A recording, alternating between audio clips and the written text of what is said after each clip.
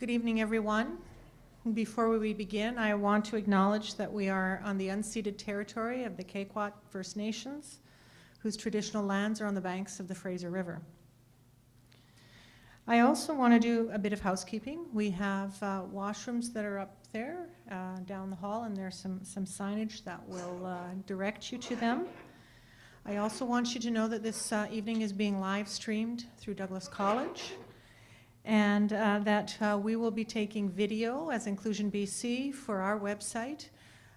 So if the few of you I know that have asked that you not be filmed, and that's not a problem, we've asked the people doing the filming, Douglas College, not to pan the audience, because we absolutely respect the privacy and the wishes of everyone in the room.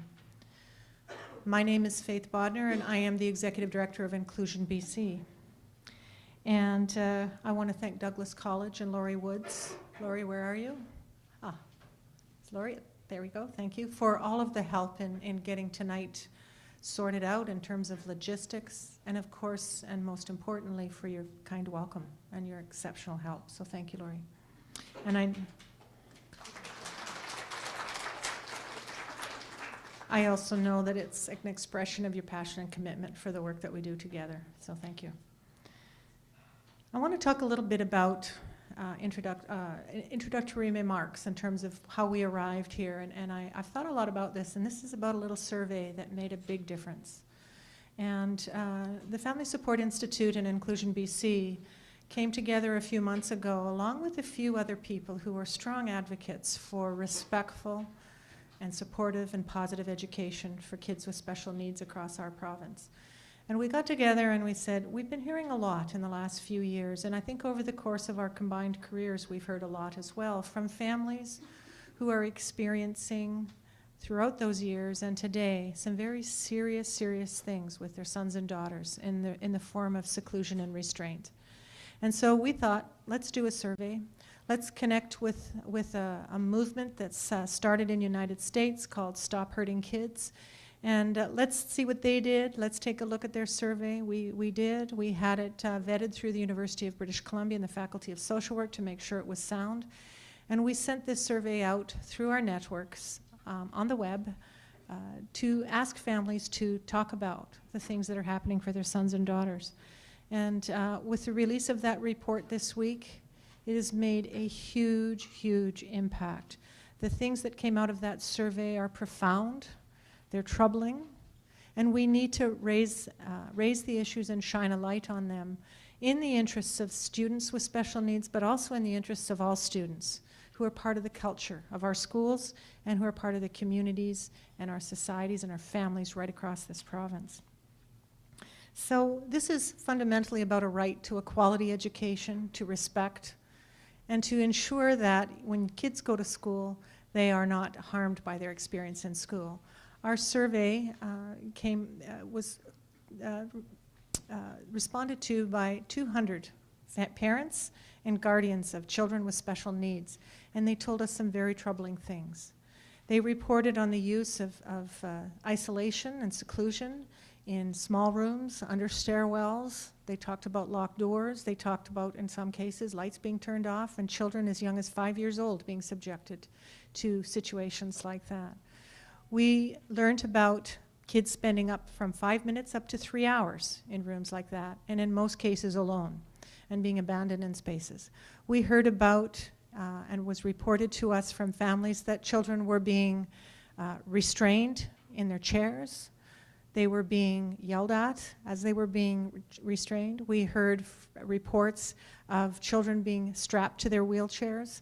We heard reports of physical harm, and we heard overwhelmingly that this had a serious psychological impact and a lasting impact on students in the ages of 5 to 19 years old from some 200 families across this province. Now, this is a self-reporting survey. We wanted to sort of get a gauge. As I said earlier, we've been hearing more and more reports, and along with FSI and our colleagues at FSI, we wanted to know what is the scope of the things that we're hearing from families. And these, we work at Inclusion BC with a small number of families. FSI works with thousands and thousands of families across the province. We needed to know what was happening in order for us to start developing some responses and some plans around how to address it. And how do we support all of the wonderful educators across this province who want to go to work and be able to do absolutely right by all the students that they teach. So in identifying the problem, we also want to be part of the solution. We want to support our educators, we want to support families, but first and foremost, we want to make sure that students can go to school and know that it's a place of welcome, of inclusion, and not isolation and hurt. I'll tell you a little bit about Inclusion BC. We've been around BC for almost 60 years. We used to be the BC Association for Community Living. We changed our name, I think, is it 2 years ago in January, Annette? Oh, this year. Oh my gosh, okay. Time flies. And I think we're really proud of the fact that we in BC and in Inclusion BC, we're ahead of the curve always in our country. So we look forward to, again, returning to the head of the curve on education for students with special needs. And also knowing that what we do and what you do in your communities as parents and as educators puts us ahead of the curve for the students and for our communities. I would like now to introduce to you Angela Clancy, who is the Executive Director of the Family Support Institute. And as I do that, I want you to know what an amazing partnership that we enjoy with the Family Support Institute, and that the fact that we've been able to do this together has made it stronger, and we've been able to support each other as organizations and as people in not only hearing about the things but processing what's happening, and also coming together and saying, let's make it change and let's do something that's important and different for education in BC. Angela.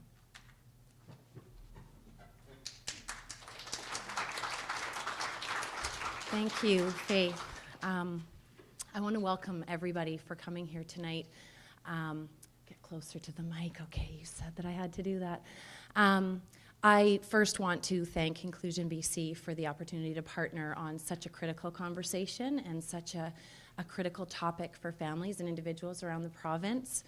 The Family Support Institute has been in existence for 30 years, and through that process of growth, we now have a volunteer network of families who work as peer mentors for other families around the province. We have over 200 volunteers. We do workshops and training throughout the province, and we train our families to develop and deliver those workshops around the province. One of those is around inclusive education. And through our family support in our office and through the workshops and training and through our volunteer network, we connect with over 10,000 families in BC every single year. So our reach is huge and our mandate is very broad. We support any family who has a family member with any disability, diagnosed or not diagnosed, including mental health anywhere in the province, and that's any age as well, including mental health challenges. So it's very, very broad.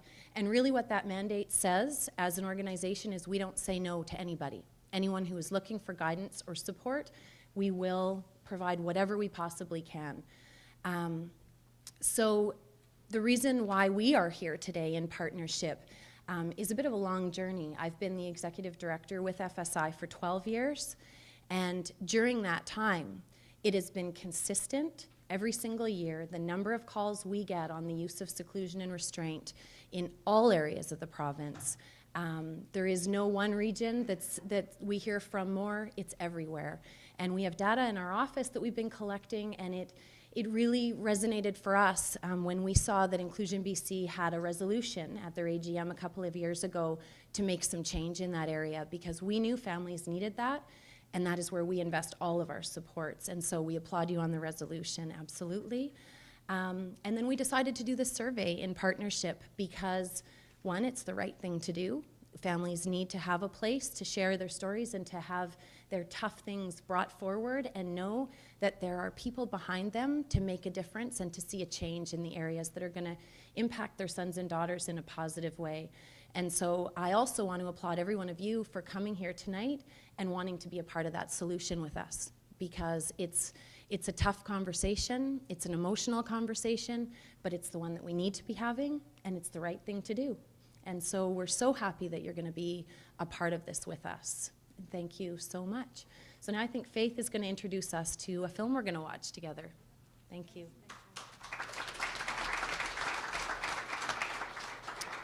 So we're going to open this evening with a film called Restraint and Seclusion, Here Are Stories. This was a film completed in 2013, this year, by Daniel Habib. Some of you will know that he did a film including Samuel, which was a profoundly impactful film. Part of what we want to do here is put this in a context. We're going to talk about BC, we're going to talk about Canada, and we're going to talk about beyond our borders. This is something that is an international conversation that we need to have around the treatment of children with and youth with special needs and others in classrooms across BC, across Canada, and around the world. So with that, I look forward to the film. I've seen it, and it's many of you probably have here as well. But we wanted to start with putting some context around what are the real stories and what are the impacts of some of the practices that are commonplace in our schools today.